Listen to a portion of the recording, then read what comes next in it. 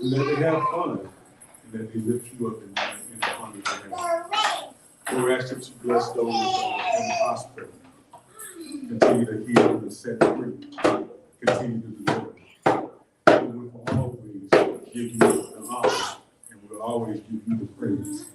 We understand you to be the author and the finisher of our faith.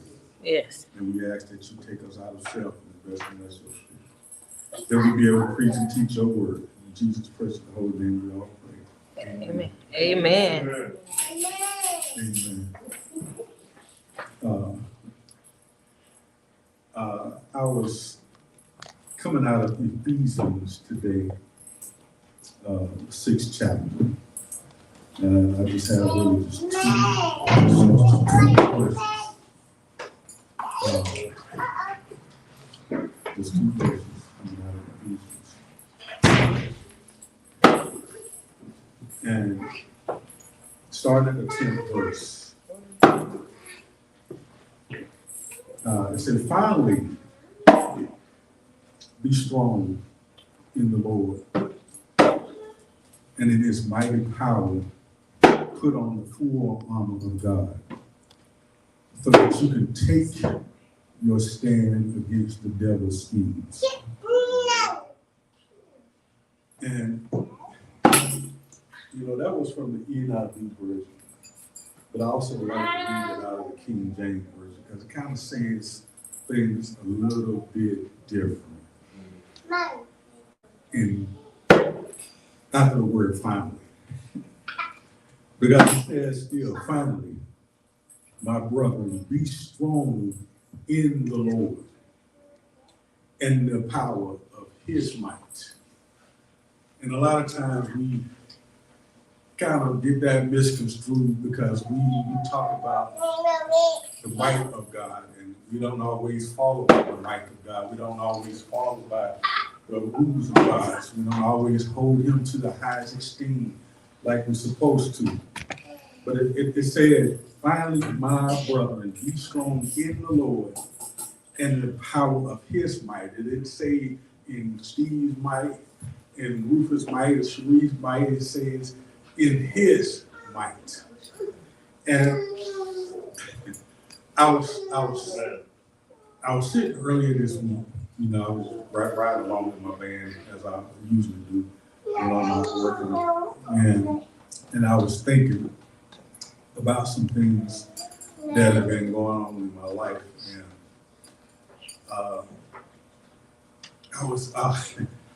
And something came up over the radio. I've been listening to Steve Harvey and and they were talking about something that's what is one thing that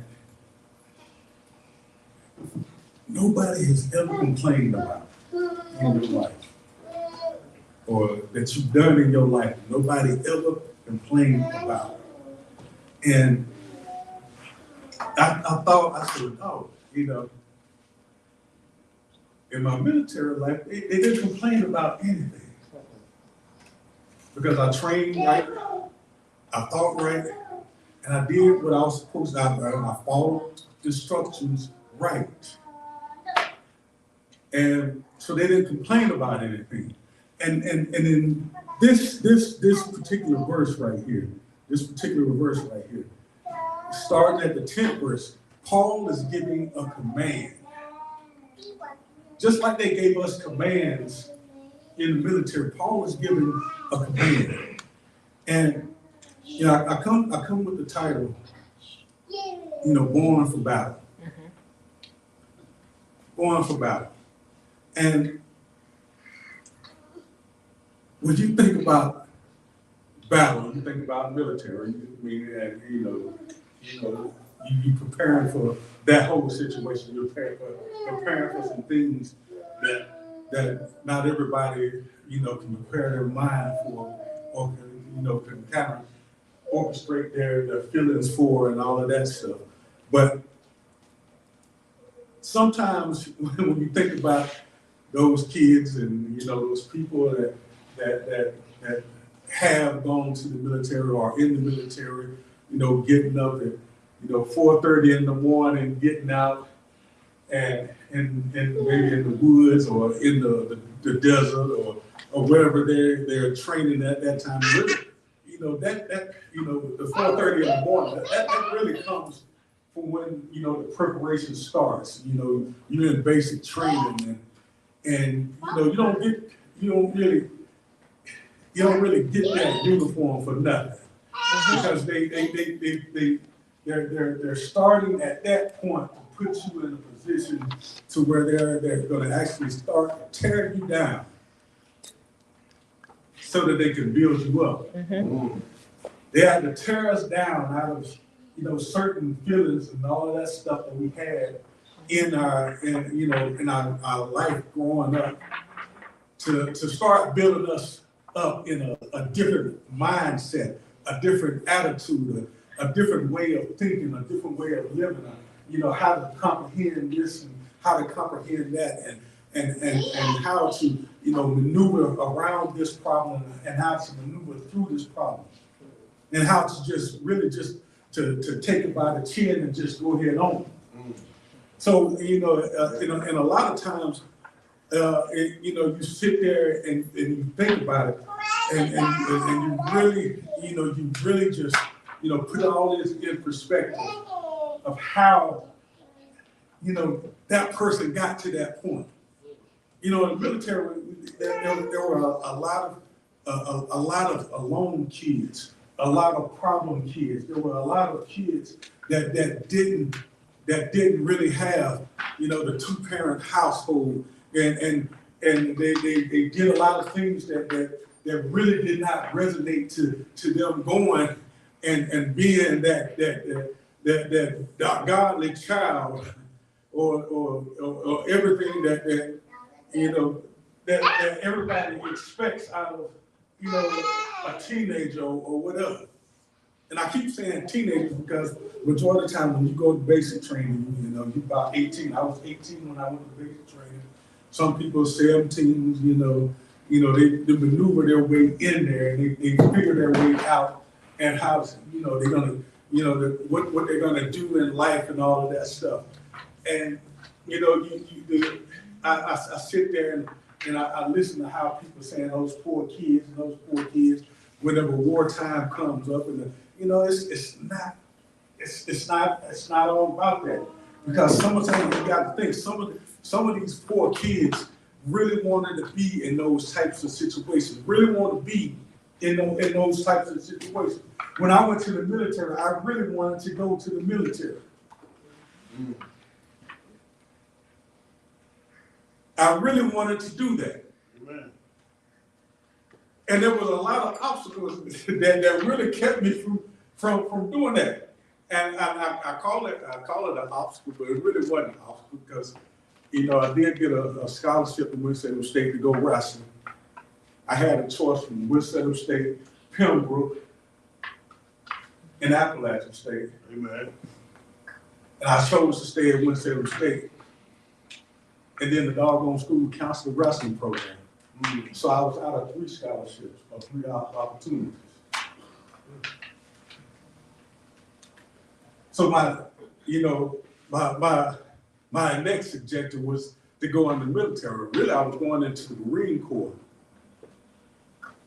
But somehow I ended up in the Army.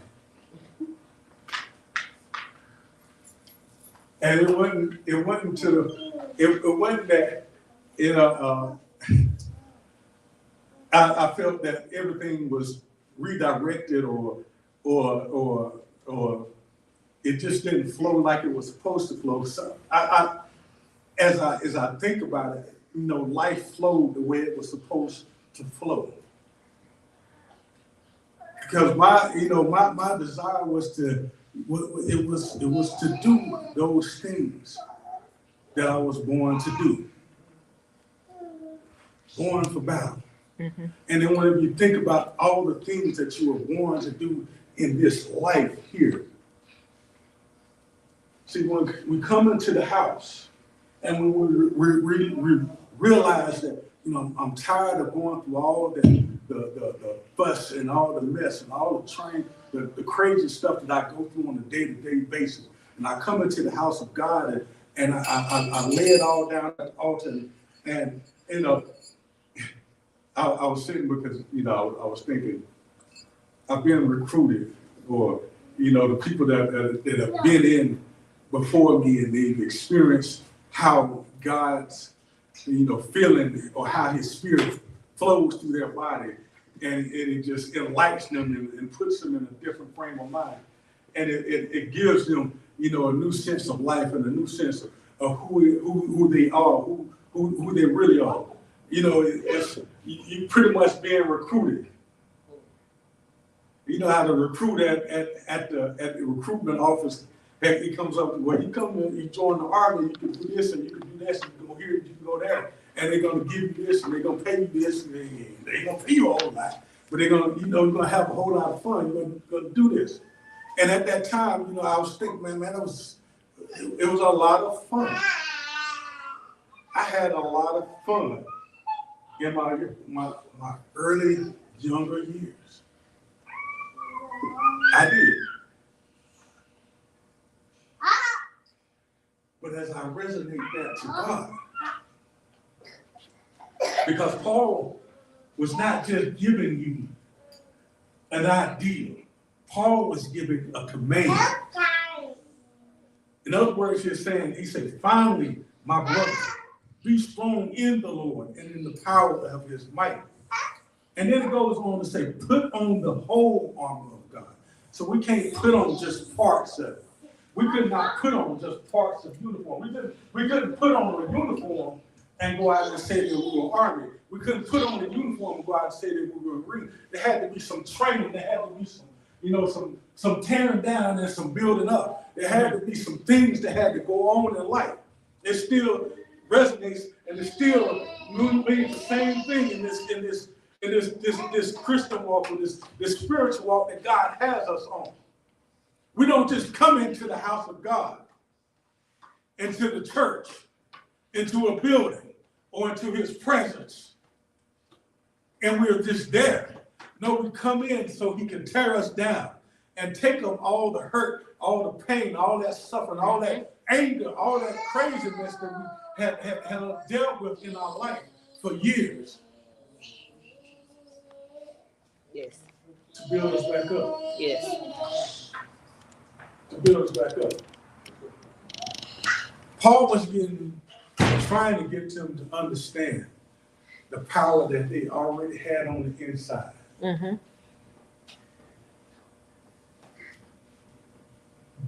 Because he said, finally, my brother, be strong in the Lord, in his power, not yours. Mm-hmm. Then he goes on to talk about the whole armor of God, putting on all of these garments, everything that we had to do to make sure that we got from point A to point B. Mm-hmm. That we understood the power that we possess. Born for battle. Now, it ain't that we always come into, you know, this spiritual thing or in life in itself, and we got all the answers. We ain't got all the answers. Mm-hmm. They're not always there.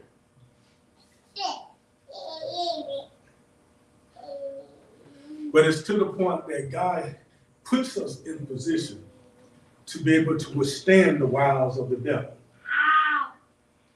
To be able to, you know, to look at those things that the enemy tried to do in our life. And to be able to say, look, hey, I can do all things through Christ, which strengthens me. I can do all things because he gives me that power on the inside. I can do all things because he has given me the understanding of how to go through. See, there was a reason for him sending his son. There was a reason for him sacrificing the one thing that he, you know, that he loved.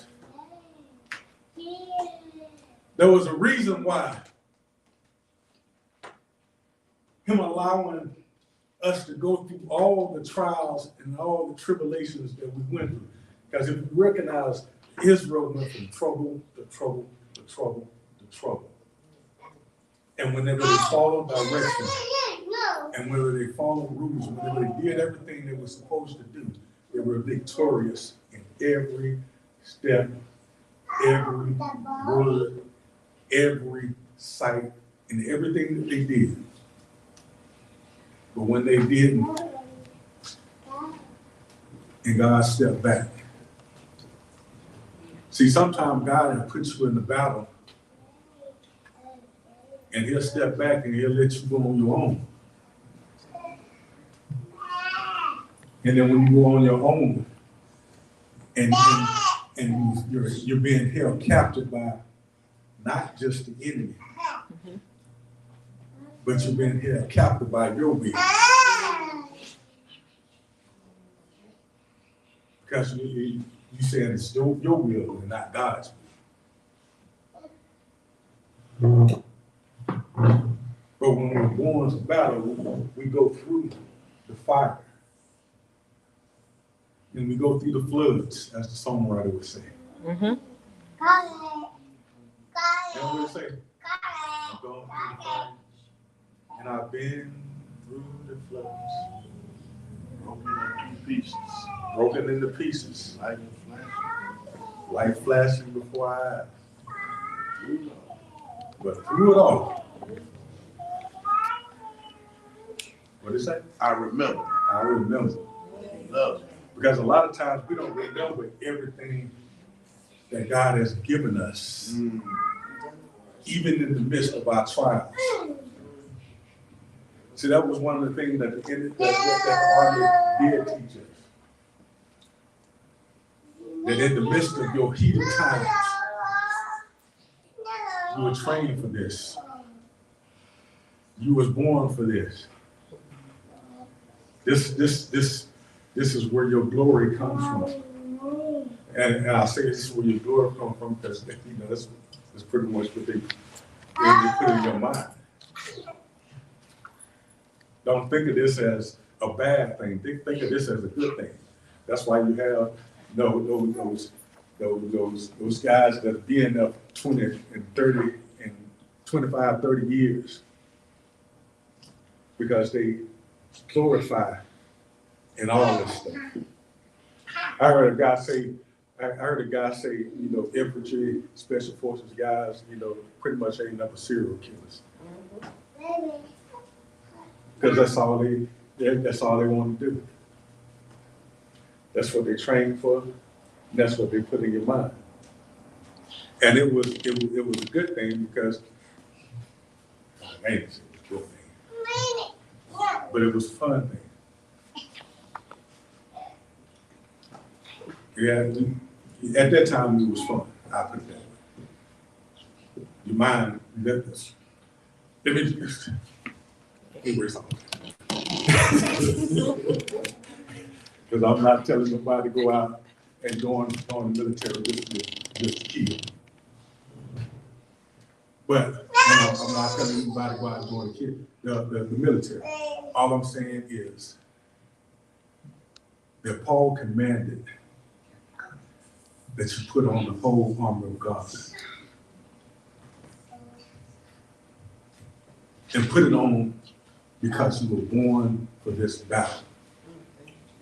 You were born for this purpose of knowing who you are and whose you are.